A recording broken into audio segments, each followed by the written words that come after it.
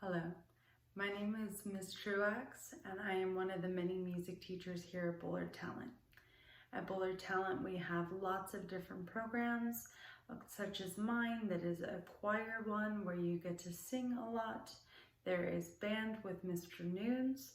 He does third grade recorders, so those of you who were in third grade last year, you had recorders with him for a while. And he will do band for fifth grade, I believe, this year. There is Miss Vigum who does orchestra, and so she teaches the string instruments. Mrs. Wagner, she teaches middle school music, and I also teach middle school music. So those of you who are new to our school, welcome. You have a lot of opportunities for music. This year you're going to be working with me in classroom music, and then next year you'll get to move on to doing band, orchestra, choir. Some of these groups are auditions, some of these groups you can just get into. More on that later. I just wanted to say, if you're new to us, welcome. If you're old to us, welcome. I'm so happy that you are back. I'm really sad that I don't get to meet you face to face, so we'll have to schedule some little pop-ins so that I can say hi to my old students and say hello to my new students. Please reach out to me by email if you have any questions at any time about our music program. I tend to start our music every time singing and we end every time singing. So if singing's not your thing, you are going to learn that it is your thing. And if singing is your thing, you are going to have a lot of fun with this. So when I start every time, I sing hello to my students and I sing, "Hello, boys and girls," and they always sing back, "Hello, Miss Truax," because I want to know that your voices work. Now, I know that you're on mute. However, your teacher or parent, whoever is watching you right now, is watching you. So make sure that your mouth is moving. Don't come off mute. You don't have to worry about that. But just make sure that wherever you're at, that you're singing your best, which means that you need to be sitting up straight in a chair or you're standing. Your posture, your shoulders are back. You're not slouched forward. You're not leaned to the side, not leaned on a desk, because that's all bad singing posture that'll lead to vocal damage later on in your body. Don't want that. So make sure that you're sitting up nice and tall. I'm going to sing first, you sing second. So my name sounds like true and like axe, like you're cutting something with, right? So true, like, yeah, that's true, that's my name. And then axe, you're like you're cutting wood. My turn first, your turn second. Hello, boys and girls. And I'll be humming for your part so that I have the right timing and so that you have a pitch to go on, but I don't want to sing you words. So make sure that you get that right away with any of the songs that we do. Today we're going to be singing a couple of songs, and we're also going to catch you up on some terminology for the music. I want to make sure that we're all on the same page, and I'm going to kind of go quickly. So again, you can email me if you have any issues, if you have any questions, if you need me to repeat anything. So after we sing our hello, we usually warm up our bodies. The reason being is that if you sit in a chair all day, slouched over, and then you just start singing, your muscles are what's called like cold. So if you ever have like sat around and been like, I'm gonna start running right away, that's a problem, because sometimes your muscles are like, wait, I'm not ready, right? So if you're gonna be doing like cross country, football, something that needs to run, soccer, then you're going to need to like stretch your legs, stretch your arms, make sure that your muscles are ready. Same thing with your voice. You have to make sure your voice is ready.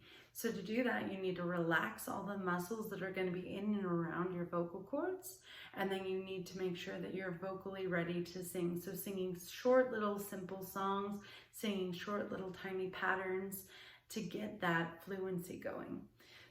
You'll notice in like High School Musical, they have the trills. Yes, we do those sometimes to help get that loosened up.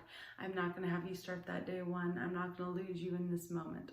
So, nice and tall, stretching our arms up tall, lean them to the side, lean them to the other side. Hands down, roll your shoulders forward. Try and make sure you get all of this tension out of your shoulders. Roll your shoulders back. Lean your head to the side. Just let it hang and relax. And then to the other side. Just let it hang and relax. In fact, I'm not sure if you know this, but your average weight of your head is about the same as an average weight of a bowling ball. So it's about 8 to 10 pounds. So if you're leaning it too far forward when you sing or too far back, then that's causing extra weight and extra tension on your muscles. So if you're forcing your head over to the side, you're doing the same thing with your weight on the side. So make sure that it's nice and loose, okay? All right, shake out any extra tension in your hands and your feet. Make sure your head and your neck is loose. And let's get going on some songs. All right, so for our first song for 4th grade, we have a round. And a round is something that is just a short little tiny piece that when it's sung by multiple people, it creates different layers. Row, row, row your boat is an example of a very classic, simple round. Row, row, row your boat gently down the stream. Merrily, merrily, merrily, merrily, life is but a dream. However, when there's another voice after row, row, row your boat, and another person suddenly adds row, row, row your boat, and they start at the beginning when this person's still going on, has a really cool effect. So that's what this was created for, was to be a round. It's a very serious round, so I want you to hear it. It's called Goose Round. Why doesn't my goose sing as well as thy goose? When I paid for my goose twice as much as thine. So you can tell this person's very angry, right? Very serious with all of this situation right now. I mean, they paid twice as much, right? Listen again. Why doesn't my goose sing as well as thy goose? When I paid for my goose twice as much as thine. Okay, getting the hang of it? So that's our short little piece for today. We're going to have a couple other things that we'll do later on, but we're going to take a look at this one very in depth, and we're going to take a look at our music concepts and layer it in. But I wanted to get you used to the text. So listen one more time. If you're getting a hang of it, go ahead and start singing now. But make sure that, especially when it's a new piece, you're really soaking it in, because your brain can really process a lot if you're not trying to sing over it, okay? Ready? Here we go. Why doesn't my goose sing as well as thy goose? When I paid for my goose twice as much as thine. Okay? All right, so let's take a look at some of these concepts, shall we? All right, so rhythm is the first concept that we're going to take a look at here in our music. And so rhythm is kind of how the words go and how our music is going to flow. So it's the speed, how fast and how slow our music is going to go. So this is our Goose Round, and I want you to take a look and see that it has our words, our music notes, and it's got all of these other symbols that we'll go over in a minute. But just take a look. We have why doesn't.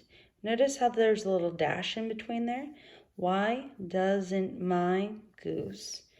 And then you notice if I just say it, it kind of flows the way that I sing it. Why doesn't my goose sing as well as thy goose? When I paid for my goose twice as much as thine. So these notes right here are the rhythms, and they're telling me how fast or how slow. Now, thank goodness, this simple round sounds almost exactly how we would sing it as how we would say it. They really matched it well, but not all music matches the rhythm with the words as well.